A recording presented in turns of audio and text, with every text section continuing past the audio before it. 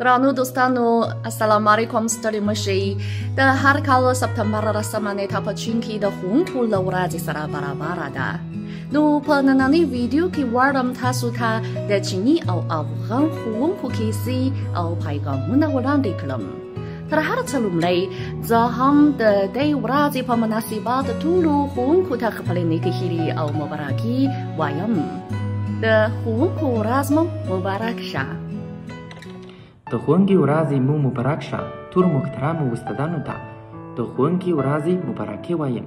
زما نوم سمندر څپانځ دی. زه د چین د وینامینځو پوهنتون پښتو څانګې استاد یم او هم د کابل پوهنتون د ژبو او ادبیاتو پوهنځي د پښتو څانګې د ماسترۍ پروګرام مخصص یم. زه د کابل پوهنتون د ژبو او ادبیاتو پوهنځي د پښتو څانګې له ټولو استادانو څخه ډېره مننه کوم چې له ما سره یې د پښتو په زده کړې کې فعاله ونډه اخیستې ده. هیله لرم چې دوی به ټول روغ او جوړ وي. زه مخکې له دې چې افغانستان ته لاړ شم باور مې نه درلود او لږ څه ویرې اخیستی وم، مګر زما استادان او ملګري ډېر ښه خلک دي. استاد اتمو، استاد هیوادمر، استاد بجوری، استاد زیازار، استاد زیغام، استاد چمتو، استاد زرګونه، استاد رفیق، استاد خګوره، استاد منګر، استاد ارکوزي او استاد شیراني ټول استادان مې یادېږي. کاشکې دغه ورځ مې له دوی سره یو ځای له منځه وای. زه اوس د ویډیو له لارې تاسو ته د ښوونکي ورځې مبارکي وایم او نړۍ مننه درڅخه کوم.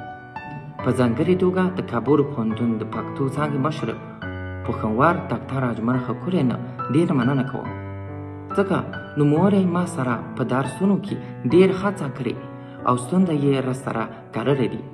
هغه د پښتو په ژبپوهنه کې ډېر تکړه دی او ماته یې ډېر څه را زده کړي. ډېر مننه ترې کوم. بل له خپل ټولګیوال او ملګرو عبدالحق سره مزید څخه ډېر مننه کوم او د ژوند په هر ډګر کې دی ډېر بریالی وي. په اخر کې د کابل پوهنتون د ژبو او ادبیاتو پوهنځي د پښتو څانګې له ټولو استادانو څخه یو ځل بیا ډېر مننه کوم. هیله لرم چې زه په خپله د پښتو استاد په توګه په چین کې د پښتو ژبې د پرمختګ لپاره خدمتونه وکړم. ژوندی دې وي د چین او افغانستان دوستي. بسم الله الرحمن الرحیم. زه حزب الله بهیر د کندهار پوهنتون استاد چې اوس مهال په چین کې په لوړو زده کړو باندې بوخت یم. د لومړي ځل لپاره په 2018 کال کې د چین بیسو پوهنتون ته راغلم. دلته مې له یوه کال چینایي زده کړې څخه وروسته په 2019 کال کې د ورزشي فزیوتراپۍ په برخه کې لوړې زده کړې یا ماسټري پیل کړم.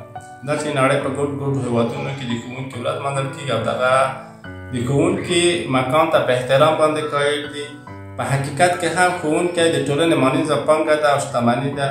ښوونکی د ټولنې سر او سترګې دي. ښوونکی ټولنه هغه روښانه ډیوه ده چې په رڼا یې خپله لار او لوری سمولی شو. ځکه همدغه ښوونکي دي چې ما او تا د ژوند په راز او معنا پوهوي، د ژوند لار او لوری راته ښایي، له ځانځانۍ ننداریو مو ګډ او سوله ییز ژوند ته رابولي، اخلاقي روزنه راکوي، د ښېګڼو په ګټو او د بدیو په پایلو او زیانونو مو پوهوي. او بله دا چې همدغه ښوونکي دي چې ټولنې ته لوستي، پورته کړه، په انساني او اخلاقي ګاڼه سمبال او روڼ اند کادرونه روزي او په بېلابېلو څانګو کې دغه روزل شویو کادرونو هڅو او زیار له برکته یو هېواد ټولنه له ټولنیز، مالي، سیاسي، اخلاقي او هر اړخیز پلوه غوړېږي او وده کوي. ځکه دغه بادار ته او بااحساسه لوستي یوازې د ځان نه بلکې د ټولو په اړه فکر کوي او تل یې هڅه دا ده چې خپلو وګړو ته د اړتیا وړ توکي برابر کړي، د سوکاله او ارامه ژوند فضا څښتنان یې کړي او په پایله کې د سیالانو سره سیال کړي. زه هم د همدې ورځې په مناسبت د بیسو پوهنتون ټولو ښوونکو ته مبارکي وایم او زه خپله هم هڅه کوم چې یو ښه ښوونکی جوړ شم. د دغه پوهنتون څخه تر فراغت وروسته زما هوډ همدا دی چې خپل هېواد ته ستون شم. کومې زده شوې امانتداري چې ما دلته ترلاسه کړې ده خپلو آینده نسلونو ته یې ورسوم. تل دې وي آزاد او آباده نړۍ، تل دې وي آزاد او آباد ښوونکی، تل دې وي آزاد افغانستان.